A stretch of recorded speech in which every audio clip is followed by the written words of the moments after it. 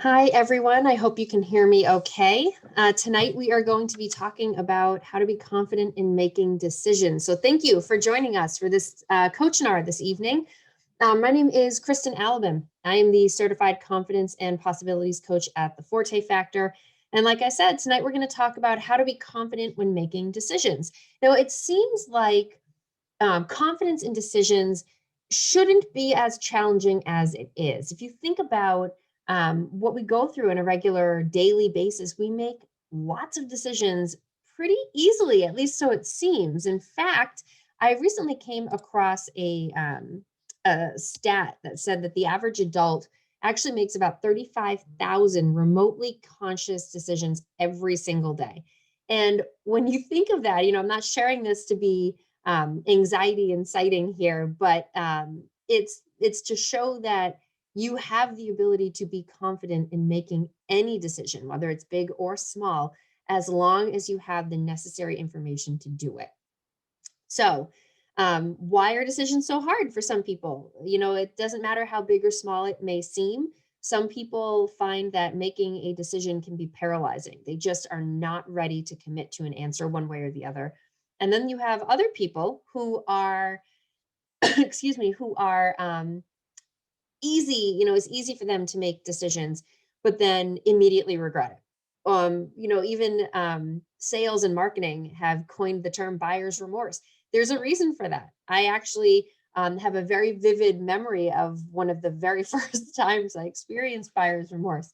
I was a recent graduate entering the workforce, allowed myself to spend a little too much money on a new wardrobe. And as soon as I left the store, immediately regretted that decision.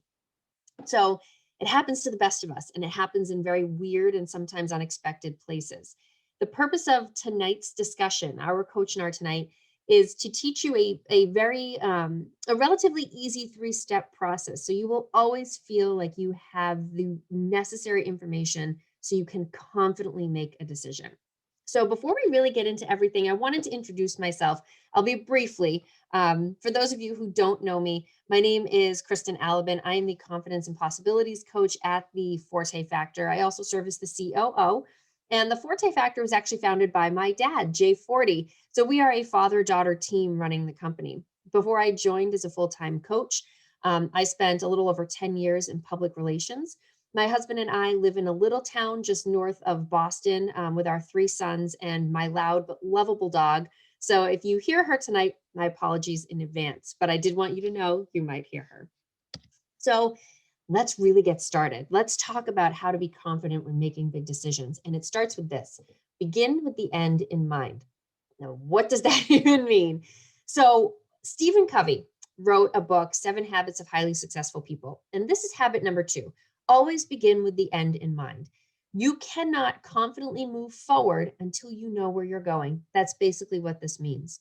So in order to be confident in making a decision, you need to know what that decision is, why are you making that decision, what the outcome could look like, and most importantly here, what does your level of confidence look like in that situation?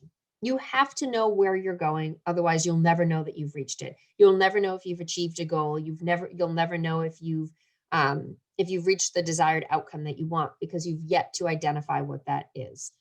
So let's talk about confidence. What is confidence? This is the first big question I'm going to ask of you tonight. And at this point, if you don't currently have a pen or paper, I encourage you to get something to take notes, because I'm going to ask you some big questions, and having you write them down as we go is going to be pretty helpful. So first question is, what is confidence? Let's start with the end in mind. In a situation where you need to make a big decision, what does confidence look like to you? How do you feel? What are you thinking? What are you doing? Think about that for a second and write it down. You can write a sentence, you can write bullet points, whatever is your way of processing this information. Identify what is confidence in this situation. So when you look back at something and you know you've made a big decision, how will you know that you did it confidently? What will you think? And how will you feel? Write those words down. Give yourself a second to really be honest with yourself. Confidence is very different and it's a unique experience. So, confidence for me is not feeling regret, is knowing that I have done the due diligence to be able to move forward. And that due diligence can be research, that due diligence can be asking questions, that due diligence can just be confidence in myself. Whatever the case may be, those are that's how I define confidence in making decisions. Great. So write down those words or that sentence and be honest with yourself. What does it look like? Remember, you begin with the end in mind. You won't know that you've achieved it if you don't know what it looks like. So really be honest with yourself. What does confidence look like and feel like, and how do you think about it? Write it down. The other side, part two of this question, is how do you show confidence today? So, yes, I know you are here to learn how to be confident when you're making decisions, but that implies that you don't feel like you're confident right now. So, think about when you are the most confident, whatever you're doing when you feel the most confident. Think about that for a second. Now, what does that confidence look like and how does it make you feel? Just like you did before, a couple of words, a sentence, write it down. This is your starting point. So just like you need to know where you're going, begin with the end in mind, you also need to know where you are starting from. Otherwise, you won't know what direction to move in. So understand what confidence looks and feels like to you today. Understand what confidence looks and feels like for you tomorrow, in the future, when you're making the big decision, and recognize if there is a gap, what that gap looks like. Maybe when you're feeling most confident right now today, it's doing something that comes naturally for you. Maybe it's childcare. Maybe it's writing. Maybe it's sales. Whatever it is that you're doing where you feel most confident. Now look at how that relays or plays into your ability to make decisions. There may be no crossover. There may be a very direct crossover that you didn't even realize was there. This is another reason why I'm having you write this down, is that sometimes writing it down, getting it out of your head and actually in front of you, that visual representation of your thoughts actually helps you connect dots that you otherwise may not have been able to do or to see. So we have identified confidence, where you are today, where you'd like it to be in relation to making decisions. Now we have our starting point and our ending point, and now we can talk about how to be confident in making decisions. So I'm going to introduce you to a 3-step process called the mindful performance process. To stop, notice, consider, choose, and act. The 3 steps are, pretty simple in theory, but they do take some work. You're not going to be able to say, I'm going to make a big decision and I'm not going to spend a lot of time thinking about it. That's obviously not the case. But in this process, stop and notice is step 1. Step 2 is consider, and step 3 is choose and act. I'm going to walk you through each section so you can see what it looks like and the types of questions you need to ask yourself so that way you can build your confidence when it comes to making that big decision. So stop and notice. That's step 1. It's all about gathering information. You have a blank canvas in front of you. You need to fill it. So what decision are you being tasked with making? And what do you want the outcome to be? And how do you feel about making this decision? These are all the types of questions to start to generate this information. So you have a big decision in front of you. Maybe it's, do I change careers? Maybe it's, do I accept a new job? Do I move? Do I get married? Do I have kids? All of these questions, they're big decisions. So identify what decision it is that you're working on and write it down. Be very, very clear about what that is. And then ask yourself, what do you want that desired outcome to look like? How do you want to feel? What do you want it to look like? How do you want it to be incorporated into your life now? How will your life change? This is about gathering information. The next part of this is to do a little bit of self-reflection. Thinking about the decision that is pending. How are you feeling about it? Are you anxious? Are you excited? How are you working through finding that information? Are you talking to people? Are you doing your own research, on online searches or whatever? Gather as much information as you possibly can. Like I said before, when you are stuck in your own head, you start to spiral and you sometimes overlook an answer that's right in front of you. So the purpose of the stop and notice step is literally to stop what you are doing and notice what you're thinking and feeling and what's happening in and around you. Maybe the world is telling you you need to move forward in a certain direction, but you are not ready to move forward in that direction.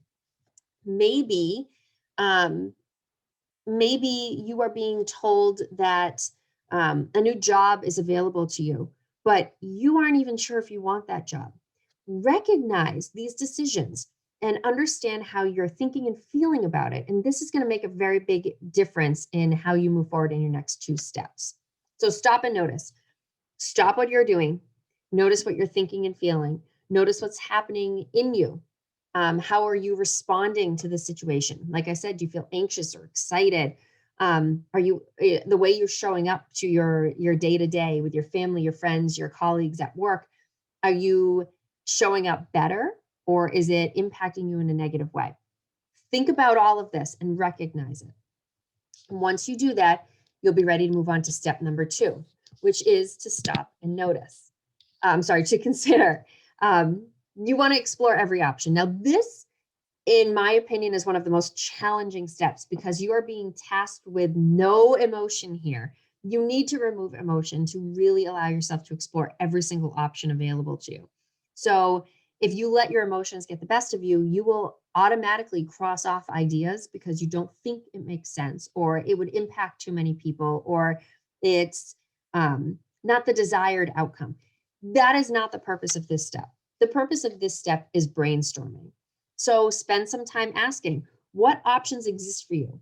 What possible outcomes could result? Ask yourself in a vacuum where maybe it's not as many people involved as you may be currently thinking. Maybe it's whatever it is. This is just a theoretical decision that you are exploring at this point. Really dig into this. And the reason for that is that it will open up new possibilities you hadn't even considered yet.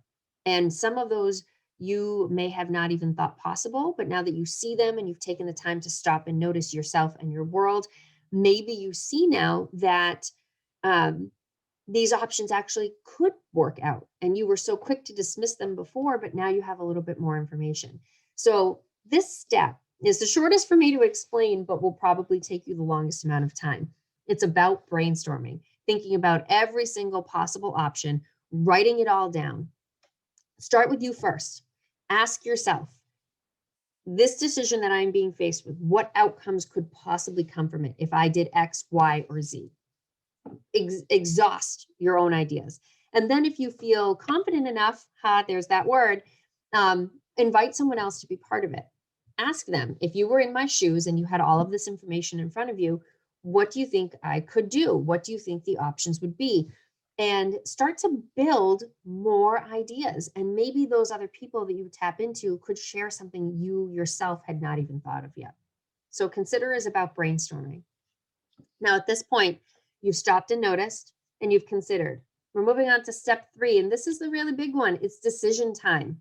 So you pick your option. You stopped and noticed. You recognized all of the information that you had to share with yourself. You did some self-reflection. You recognized everything that's happening in your world right now and the impact that this decision could have on yourself and your world. Then you considered every available option to you. Maybe the obvious answer isn't the right one, but you have to spend some time going through this in order to figure that out.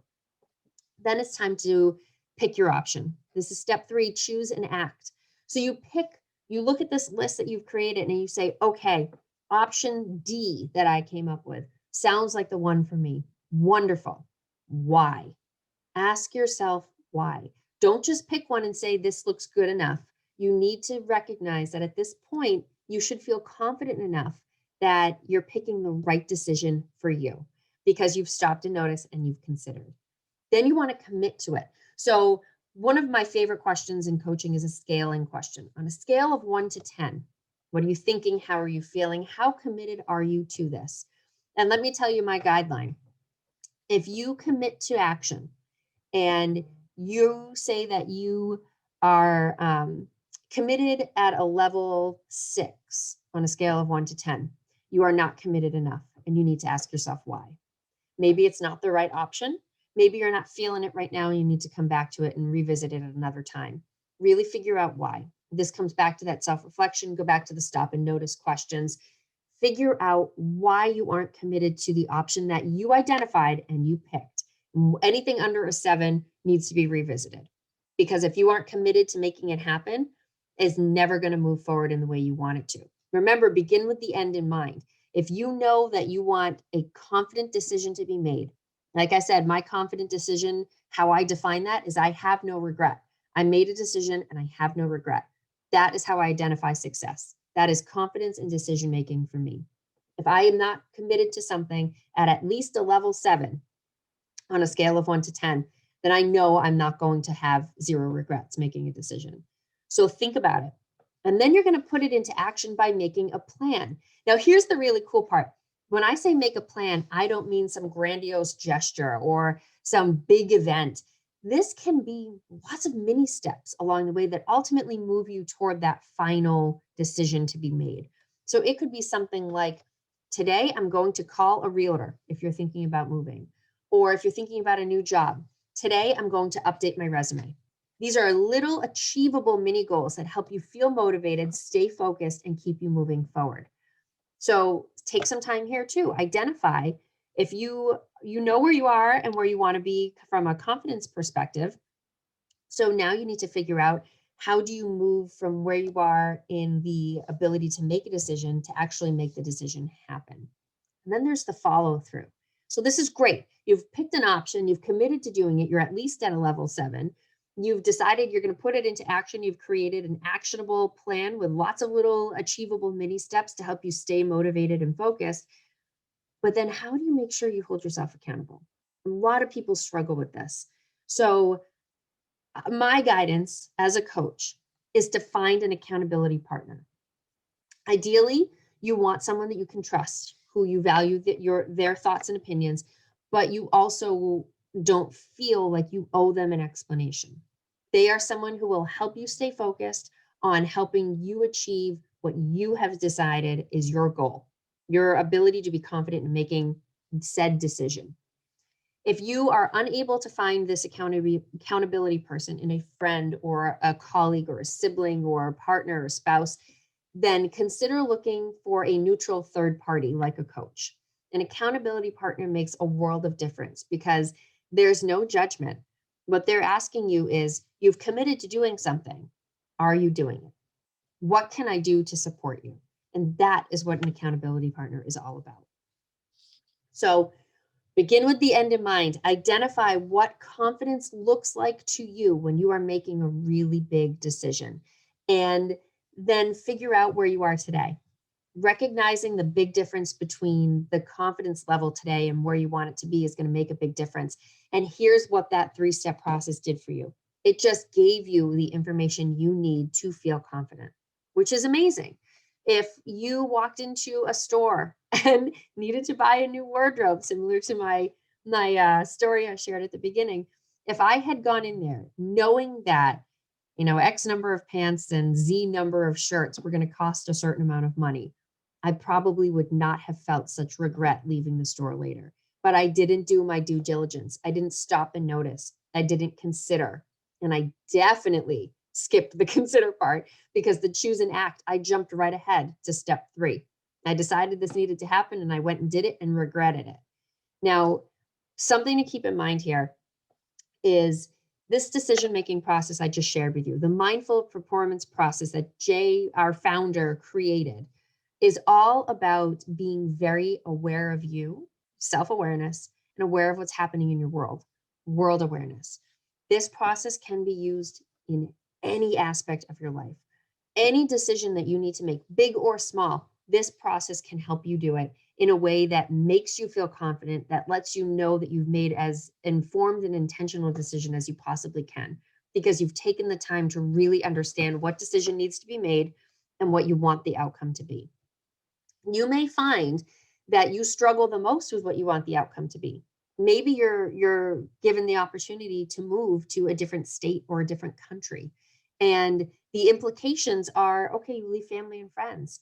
There's a lot of legwork to move abroad. Maybe there's a lot of legwork to move to a new state.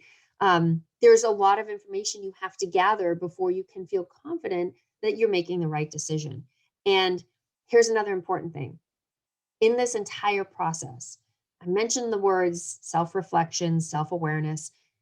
In these big decisions, it's about you. Unless it's a decision that you are making as a spouse, a partner, where it is a mutual decision that is, for a couple. These decisions that I am talking about tonight, these are for you. Do you make a career move? This is based on you, your experience, and what you want the outcome to be. This is not based on what your mother thinks. This is not based on what a sibling or a best friend thinks. And in many cases, it's not what a partner thinks. You can ask them for their advice, you can ask them for their opinions, but the decision lies with you.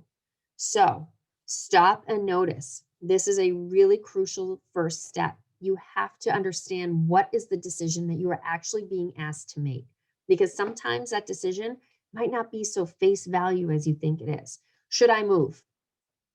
Seems pretty easy, yes or no. But it's, should I move to a new state, to a new city, to an apartment? Should I buy a house? There are so many levels that need to be uncovered before you can actually be confident about making that right decision for you. So I want to thank you all so much for joining me tonight and talking about confidence in making decisions. This is a really big topic, and every decision is unique to each person.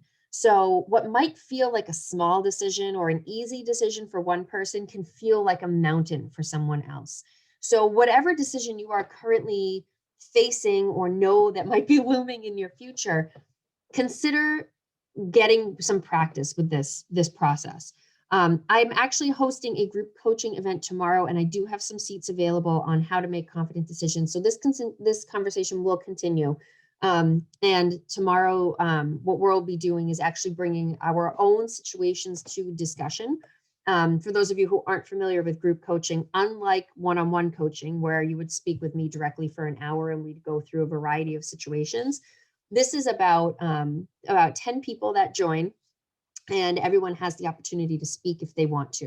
You not only have the opportunity to speak with a coach and share your direct experience or challenge that you might be facing, but you also allow yourself to hear feedback and some opinions and thoughts from the participants as well.